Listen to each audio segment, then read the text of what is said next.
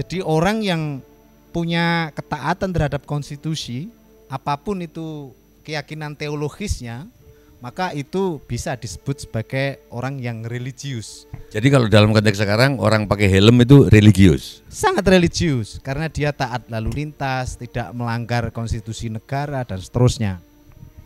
Orang tidak nyetel musik keras-keras di tengah tetangga itu religius? Religius. Oke, tidak mengganggu. Oke, jadi konteksnya taat nang aturan government, aturan komunitas ketika itu, pada saat itu religius. Religius.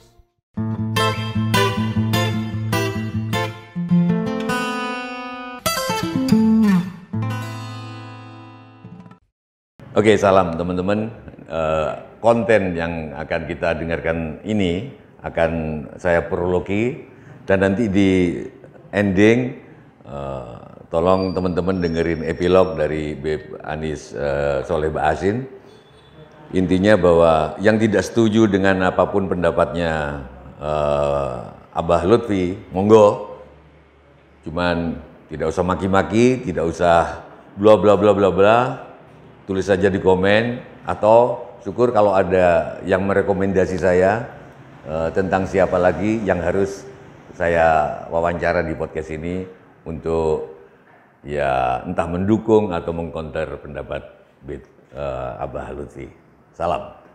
Assalamualaikum warahmatullahi wabarakatuh, teman-teman. Makasih.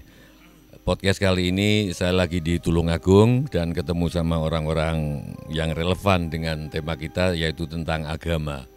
Bukan tentang agama, tentang kehidupan. Satunya Abah Lutfi.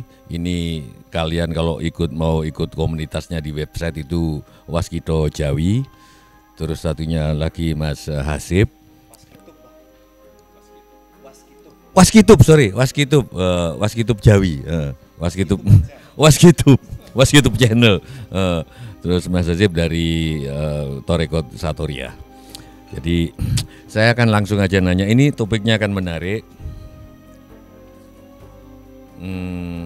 Religius itu menurut jenengan apa? Beliau sedang menempuh doktoral di UIN Sunan Kalijaga. Di disertasinya sangat menarik. Nanti akan saya katakan.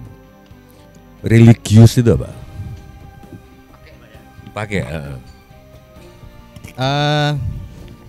Religiusitas itu kalau saya menganalogkan itu biasanya di dalam agama itu identik dengan takwa begitu. Lah, takwa ini kalau kita mengacu kepada makna awal ini takwa ini tidak mengacu kepada hal-hal yang sifatnya syariah fikih. Tidak mengacu ke hal yang bersifatnya ritual. Juga tidak mengacu kepada hal-hal yang sifatnya ornamen fisik ya. Misalnya kayak kopiah, lalu kemudian baju, lalu kemudian juga dan lain sebagainya. Takwa. Itu biasanya orang mempersepsi seperti itu. Ketaatan fisik, ketaatan ritual, ketaatan ornamen dan seterusnya. Biasanya dipersepsi seperti itu, takwa itu. Cuman kalau kita mengacu kepada makna awal, mutakin itu kalau bisa kita dapati istilah mutakin itu banyak ditemukan di dalam Piagam Madinah gitu ya. Itu mengacu kepada dalam istilahnya itu free from dishonorable acts gitu. Tindakan yang bebas dari hal-hal yang tidak terhormat. Bebas dari tindakan yang tidak terhormat ini ukurannya bukan fikih, bukan pula ritual, tapi bebas dari tindakan yang tidak terhormat ini acuannya adalah constitution. Konstitusi di dalam hal ini adalah pada konteks masa Nabi Muhammad adalah konstitusi Madinah itu sendiri. Jadi orang yang punya ketaatan terhadap konstitusi, apapun itu keyakinan teologisnya, maka itu bisa disebut sebagai orang yang religius. Jadi kalau dalam konteks sekarang orang pakai helm itu religius? Sangat religius, karena dia taat lalu lintas, tidak melanggar konstitusi negara dan seterusnya. Orang tidak nyetel musik keras-keras di tengah tetangga itu religius. Religius. Oke, tidak mengganggu. Oke, jadi konteksnya taat nang aturan government, aturan komunitas ketika itu, pada saat itu religius. Religius. Nah, terus kok berkembang ke jadi fisik, bentuk fisik itu dari mana itu kira-kira, Pak? Saya menelusuri beberapa istilah religius itu mulai ke makna syariat. Itu kalau nggak salah, saya mengutip pendapatnya R.B. Sturgeon. Itu dia menulis satu jurnal yang mengutip satu ulama klasik, yaitu Ibnu Jarir At-Tabari. Ibnu Jarir At-Tabari yang dikutip oleh Sturgeon ini, itu di dalam kitab tafsirnya, kalau nggak salah ingat itu tafsir At-Tabari jilid yang ke-7. Itu menyebut bahwa mulai di abad ke-7 itu mulai di tafsir At-Tabari ini, itu mutakin atau religius itu identik dengan hal-hal yang bersifatnya syar'i. Syar'i ini mengacu kepada para ahli fikih sebagai satu standarnya. Lah At-Tabari, Ibnu Jarir At-Tabari itu ketika dia menulis satu kitab tafsirnya yang disebut dengan tafsir At-Tabari itu muncul kurang lebih itu sekitar abad masa Abbasiyah ya, sekitar abad 8 abad 9 itu Ibnu Jarir At-Tabari. Makanya kemudian di abad ini sekitar abad ke-8 abad ke-9 itu, atau di masanya Daulah Abbasiyah, itulah yang namanya religius mulai bergeser menjadi ritual. Menjadi ritual atau hal-hal yang sifatnya identik dengan fikih begitu. Dengan fikih dan aturan-aturan fikih itu. Yang aturan-aturan fikih itu lebih menekankan kepada hal-hal yang sifatnya ritual. Misalnya bagi komunitas muslim ada tempat ibadah suci, dia sering ke sana, lalu kemudian ibadah 5 waktu dia tertib, lalu kemudian ritual lainnya puasa itu tidak pernah dilanggar. Dan ini nyindir aku tuh, soal ibadah 5 waktu nyindir aku. Aku soalnya nggak melaksanakan itu. Maksudnya nyindir aku gitu. Ya kalau tersindir tidak apa-apa. Oke, terus jadi itu mutakin. Oh enggak, kitabnya yang ditulis apa? Ibnu Jarir At-Tabari. Tafsir At-Tabari di jilid yang ke-7. Lebih begitu pergeserannya, hingga kemudian religius itu identik dengan hal-hal yang sifatnya fikih begitu. Dan jangan lupa bahwa di abad sekitar 89 ini itu juga mulai muncul ya.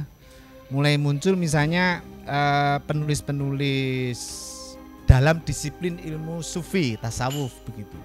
Nah, ini bercampur lah begitu ya, bercampur antara fikih sama tasawuf itu hingga kemudian menjadi standarisasi kereligiusitasan seseorang, yang itu sudah bergeser kepada konteks mana awal, yang itu adalah ketaatan pada konstitusi Madinah, Piagam Madinah waktu itu, Sohifah Yasrib itu, yang itu tidak mengacu kepada sistem teologi tertentu, Islam kayak Yahudi kayak atau kemudian Nasrani kayak tidak begitu. Pokoknya yang taat sama Piagam Madinah, kesepakatan bersama di Madinah waktu itu ya, religius. Okay. Mutakin istilahnya. Mutakin. Iya. Nah, karena ini tadi sudah menyinggung masalah tasawuf, ini saya minta konfirmasinya dari Mas Hasib ini dari Torekot Satoriyah gitu. Torekot Satoriyah sing gitu ya. Ya Allahu Akbar. Bener ya? Yang Allahu ya. Jadi ada beberapa zikir yang akhirnya nanti menuju ke ya dalam tarekat Satariyah. Oke, karena ini yang nonton ini IQ-nya rata-rata rendah gitu loh. Jadi IQ biasanya penonton medsos itu kan rendah IQ-nya. Kalau tinggi pasti baca buku dia. Gitu. Karena ini rendah, baca status saja. Jadi langsung aja ke komentarnya yang bukan soal dzikir. Kenapa kok di tasawuf juga bergeser religius menjadi ketaatan ritual? Pertanyaannya kenapa di tasawuf juga seperti itu, atau tasawuf itu dalam tasawuf ternyata ikut mendukung pergeseran itu, begitu pertanyaannya. Oke ya. Ya kan? Aku dibenernya pertanyaan nih.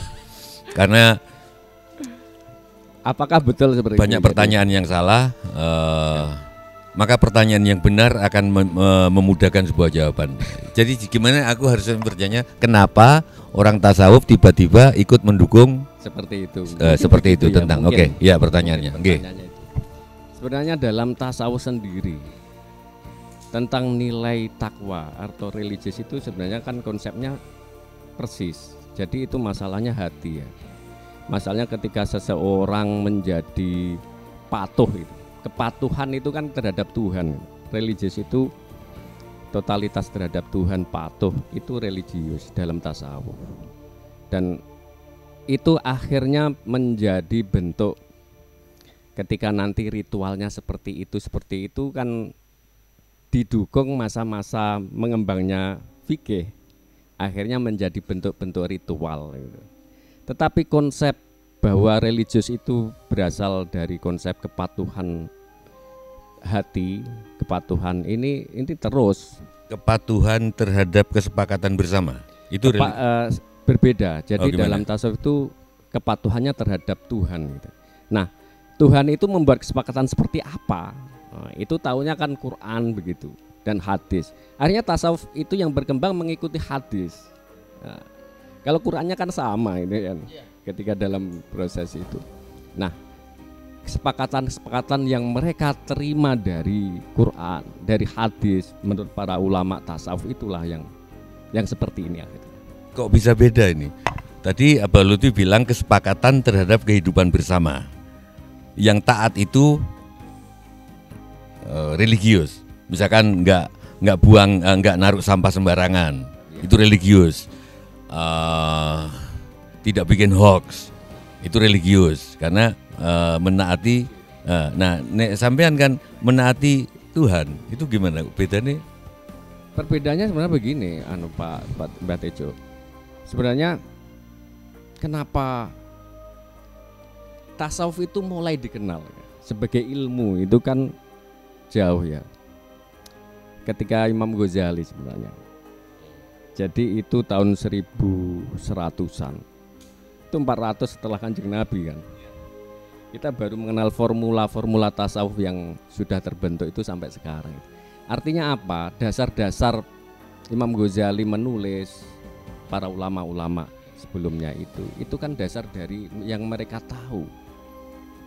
Mungkin saja mereka tidak mendaraskan kepada piagam Madinah atau apa, kan kita bisa menduga seperti itu ya, Abah Lutfi. Jadi pergeseran atau perbedaan pemahaman inilah yang sebenarnya menjadi apa ya, menjadi kita seperti ini gitu. Tapi saya sangat bahwa dalam tarekat kami sendiri Satariyah itu kan lebih mengedepankan tentang tradisi nalar sebenarnya, karena kita lebih banyak falsafi. Nah itu akhirnya yang agak membedakan lah, nggak wiritan tok kata bahasa orang Jawa itu. Jadi yo mikir bareng ya. Wiki sopo, Gusti Allah ki sopo, kan begitu itu ada dalam. Akhirnya itu yang menjadikan sedikit liberal ya kalau ya mengarah ke kebebasan berpikir. Itu Mbak Tejo, monggo. Oke, nanti pembicaraan tentang apa itu berpikir, berfilsafat, bahwa berfilsafat dianggap menjauhkan dari agama, padahal biasanya agama berkembang ketika filsafat berkembang biasanya. Oke, yang terjadi berarti sebenarnya gini, religius bergeser. Nah ini kan sudah lumrah, Abah Lutfi, sebuah kata-kata bergeser. Anarki itu bagus, tapi bergeser jadi jelek. Yang jelek itu vandal. Jadi kalau demo jangan anarkis, itu ndasmu tak pikir. Anarki itu justru membuat kita mandiri, itu anarki. Tapi jadi salah sekarang, boleh ya demo, tapi nggak boleh anarki. Padahal maksudnya vandal. Satu lagi, nanti kembali ke religius. Ngaji itu kan artinya dari kata dasar aji. Ngaji berarti menempuh aji, menempuh keagungan, menempuh keikroman, menempuh kekariman. Apapun yang ke arah keagungan itu ngaji. sinau kedokteran itu ngaji, sinau matematika itu ngaji, karena menuju keagungan. Nah, kenapa kok terus nek ngaji identik dengan Al-Qur'an, baca Al-Qur'an? Itu pergeseran itu. Ternyata pergeseran bukan cuma itu, sekarang religius menjadi fuqaha.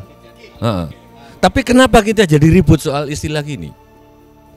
Bahwa religius itu nggak harus tentang fikih, tentang kenapa? Soalnya nanti kabalut, padahal milenial yang kita curigai nggak peduli apa-apa ternyata lebih pintar loh.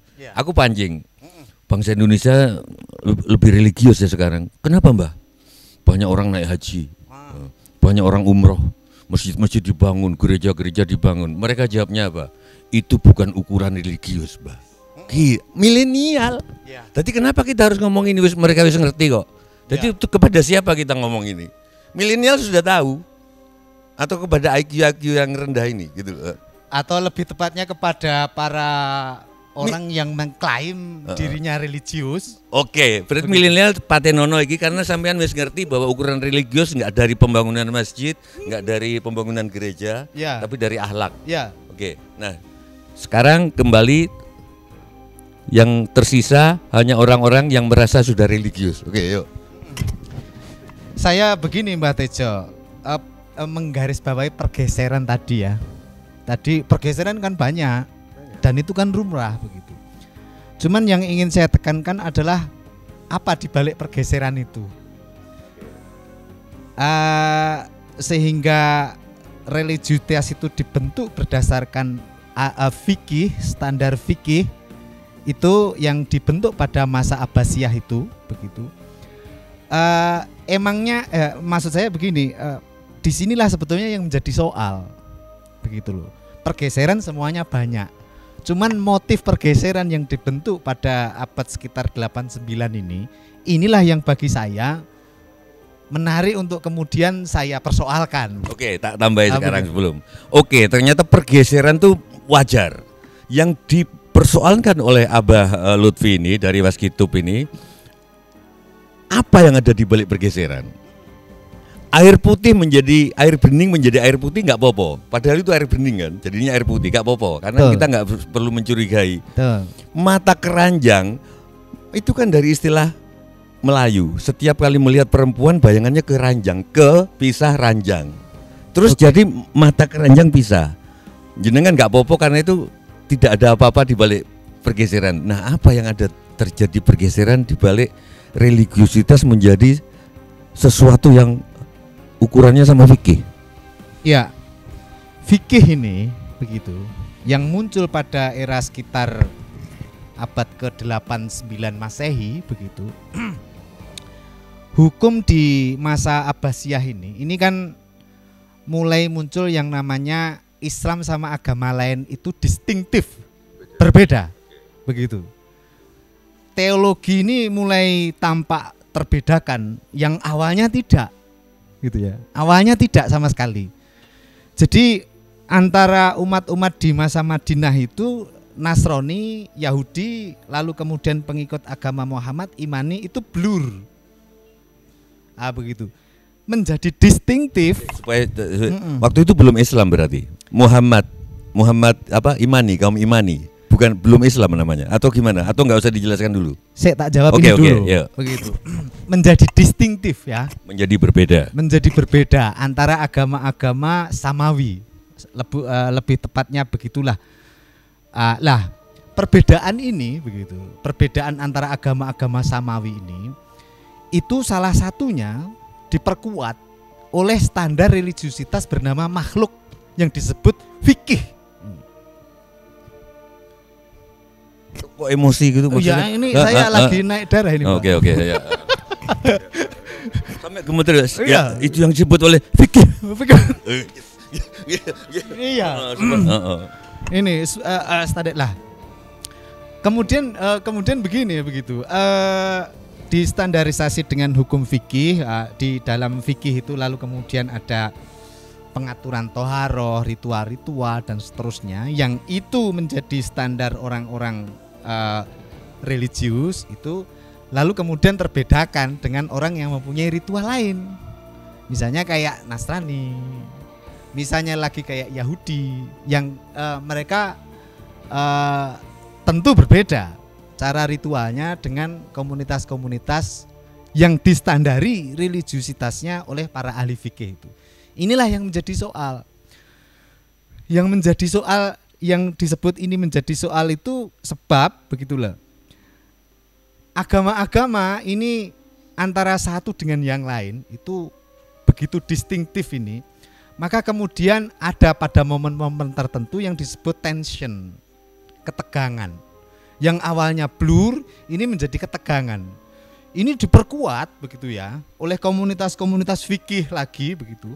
Tentu sana juga tidak tinggal diam begitu. Mungkin para Nasrani, para Yahudi juga membuat satu standarisasi religiusitas Allah mereka, hingga kemudian distintif ini sedikit banyak membuat yang namanya tension. Inilah yang bagian dari ketegangan relasi antar agama. Inilah yang kemudian menjadi soal begitu loh. Jika religius itu diukur dari persoalan-persoalan seperti yang kita katakan tadi. Makanya kemudian untuk menghilangkan tension begitu, atau untuk menghilangkan relasi distintif antara agama-agama itu, maka kemudian kita perlu mencurigai, memproblematisasi standar religiusitas.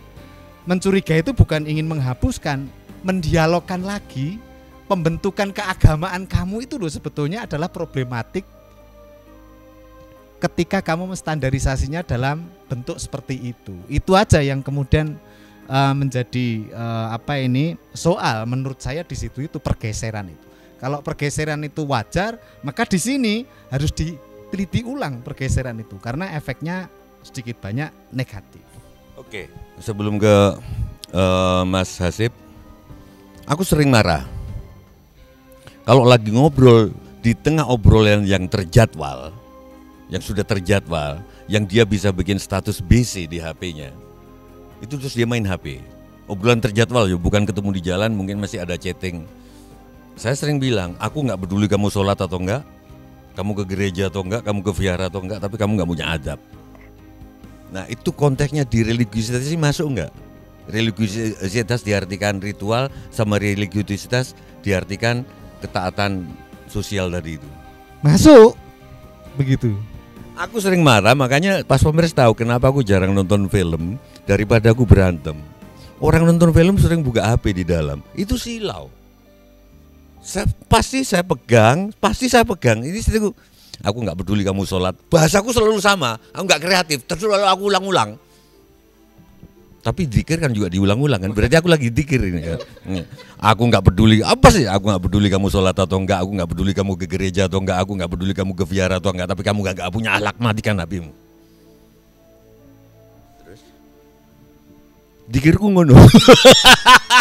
Zikir itu satu yang diulang-ulang dan itu bagian dari presensi, dari bagian dari kita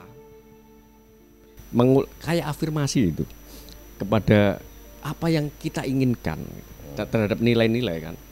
Itu seperti itu. Jenengan ingin nilai-nilai bahwa itu tidak sopan, tidak apa. Itu kan memang begitu. Enggak, konteksnya bukan itu. Konteksnya tentang tetap ke religiositas berubah dari awalnya sebagai ketaatan sosial atas kesepakatan bersama menjadi cuman sekadar simbol-simbol. Simbol-simbol. Ada pendangkalan atau apalah. Ya, ada mungkin ada komentar ya. Kalau dari sisi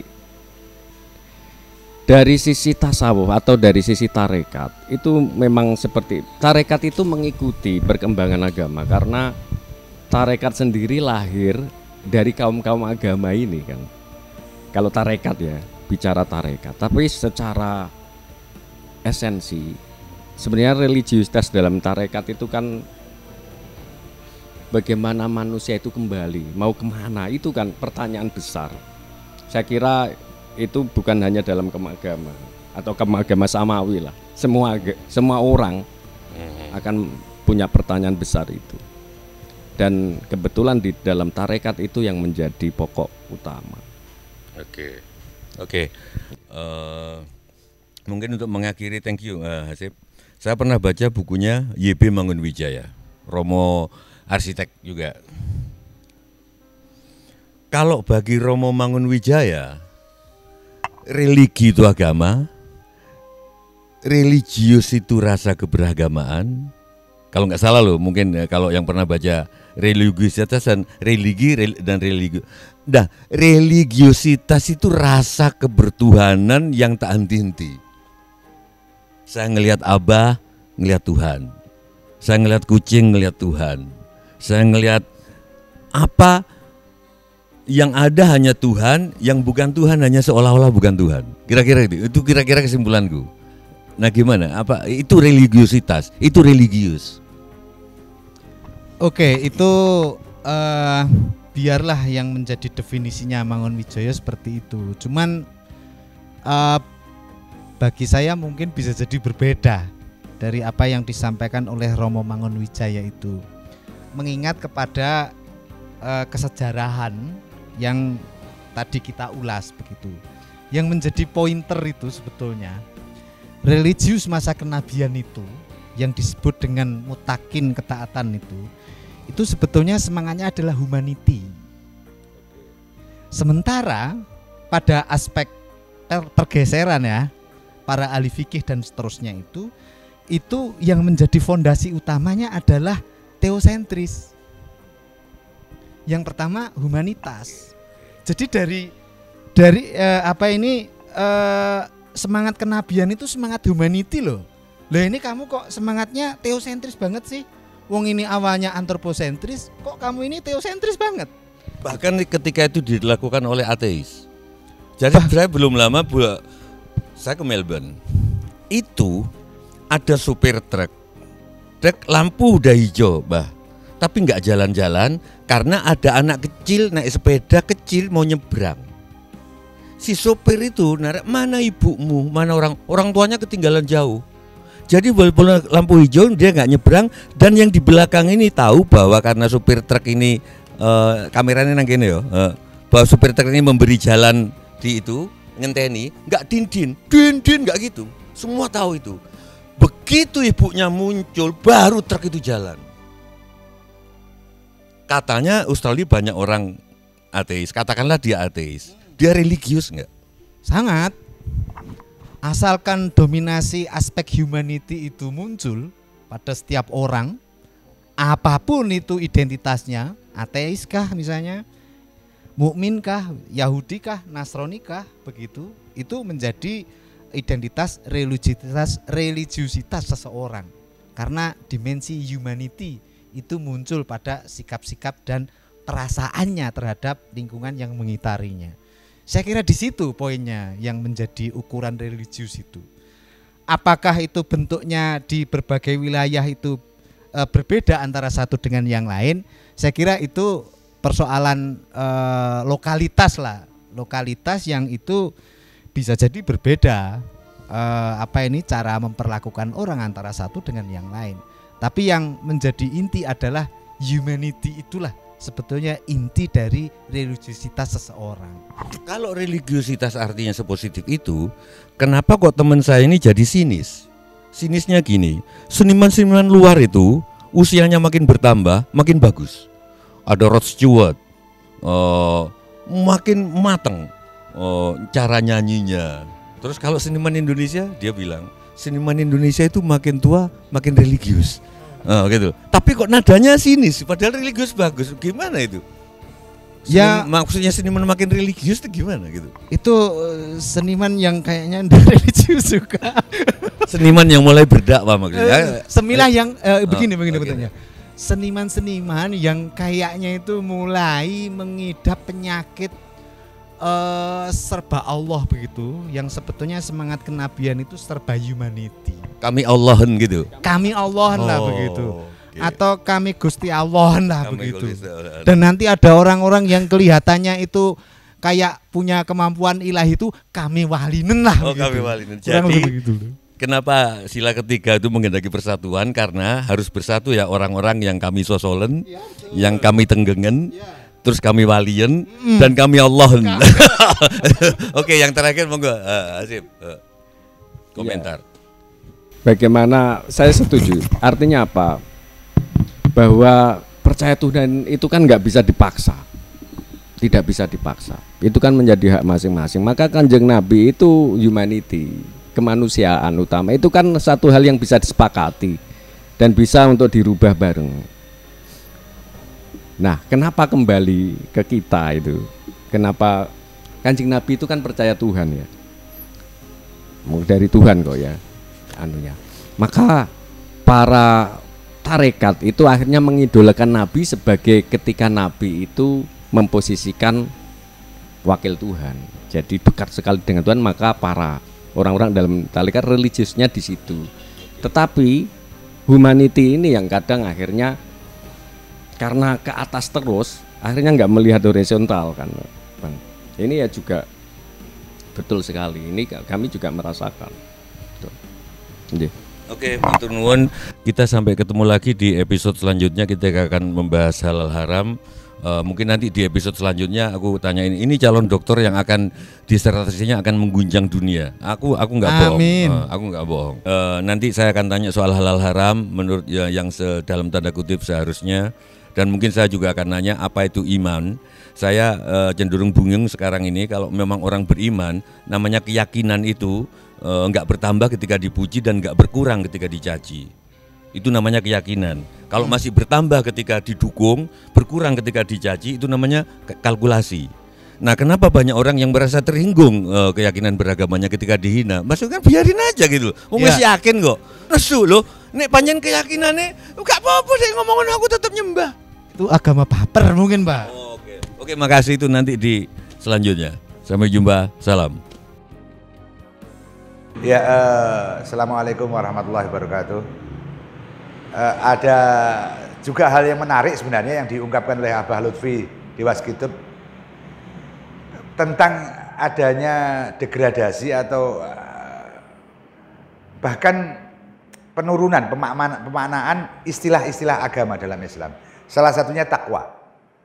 Sebenarnya bukan cuma takwa, banyak konsep-konsep dalam agama itu yang mengalami penurunan makna. Takwa sejak awal memang dalam Islam memang ritual dan sosial itu satu kesatuan yang tidak bisa dipisah. Karena manusia memang sekaligus makhluk individual dan sosial, sekaligus masuk makhluk rohani dan makhluk jasmani, sehingga kedua-duanya adalah satu kesatuan. Nah, takwa memang ada pergeseran. Sekarang orang bertakwa itu orang ritual, itu saya setuju. Tapi bahwa sejak awal takwa memang bermakna dua. Semua tindakan sosial itu akan bermakna ketika dia terhubung dengan yang maha. Nah, itu ketakwaan. Ketakwaan akan muncul atau ketakwaan itu kita pahami sebagai kewaspadaan. Saya lebih membahasa Indonesia kan takwa itu seperti yang diterjemahkan oleh Ronggo Warsito, waspodo, eling lan waspodo, dzikir dan takwa. Takwa itu waspodo. Jadi kewaspadaan itu terhadap segala hal dalam hidup secara sosial. Contoh yang dipakai oleh Abah Lutfi tepat sekali bahwa kalau tidak pakai helm itu nggak bertakwa atau melanggar peraturan itu nggak bertakwa karena dia tidak berhati-hati terhadap dirinya sendiri dan terhadap orang lain. Itu menarik dan bisa kita diskusikan lebih lanjut. Sebenarnya bukan cuma istilah takwa, istilah iman, istilah soleh, istilah semualah, sabar, itu konteksnya semua itu, ibadah bahkan istilah ibadah itu sendiri, itu sebenarnya konteksnya juga bukan sekedar mahdoh dengan Allah karena ada muamalah. Dan itu satu kesatuan. Yang menarik itu pernah Habib Quraish Shihab membahas bahwa hablum minallah dan hablum minanas itu disalahpahami juga selama ini. Karena itu sebenarnya kritik pada orang Yahudi yang mencoba membedakan. Kan tidak ada itu. Karena dalam Islam itu satu garis itu bahwa hablum minallah dan hablum minanas itu satu garis. Selama ini kita ambil pengertiannya seperti kritik Quran pada orang Yahudi sebenarnya istilahnya, membedakan antara hablum minallah dan hablum minanas. Ini yang menarik sebenarnya untuk kita diskusikan lebih lanjut karena ini juga menjadi concern beberapa teman juga dari awal bahwa banyak istilah-istilah kita yang terdegradasi atau terkaburkan maknanya karena terlalu disempitkan. Ya, jadi pemahaman yang terkesempitkan ini membuat orang terbelah kepribadiannya, sehingga pemahaman tentang ritual dengan hidup sosial itu benar-benar bisa langit dan bumi. Orang bisa berkali-kali berangkat haji untuk kemudian datang korupsi lagi. Bahkan dulu saya pernah tahun 80-an dalam salah satu penelitian di salah satu desa di Pati, ada ibu rumah tangga yang terpaksa melacur. Kemudian ketika saya tanya, apakah Anda nggak berdosa? Oh, saya akan beribadah, saya akan membayar zakat, saya akan beramal untuk menutup dosa saya itu. Jadi ada kekacauan ini yang dua pengertian yang berbeda sebenarnya. Ada pemahaman yang salah atau ada juga cara memahami agama yang pakai timbangan. Sebagian orang mungkin berangkat haji atau beramal itu dengan kesadaran menutup dosa-dosanya, atau jangan-jangan dia menganggap bahwa itu benar-benar akan menjadi penghapus dosanya. Jadi konteks-konteks semacam itu memang banyak terjadi karena kita terbelah memahami apa itu agama. Saya lebih cenderung mengatakan agama itu seperti yang dikatakan Ibnu Arabi, ya apa yang kamu lakukan itu agamamu. Jadi ketika kita memecah belah pengertian itu, maka yang terjadi kita terbelah antara hidup duniawi dengan hidup ukhrawi. Padahal itu satu kesatuan yang tidak terputus satu sama lain. Mudah-mudahan ini menjadi diskusi juga yang menarik untuk kita bahas lebih lanjut. Terima kasih Bah Lutfi sudah mulai membahas ini dan memicu kita untuk lebih diskusi lebih panjang, lebih dalam tentang sebenarnya makna Islam itu apa. Yang juga makna Islam juga sudah agak terdegradasi. Wassalamualaikum warahmatullahi wabarakatuh.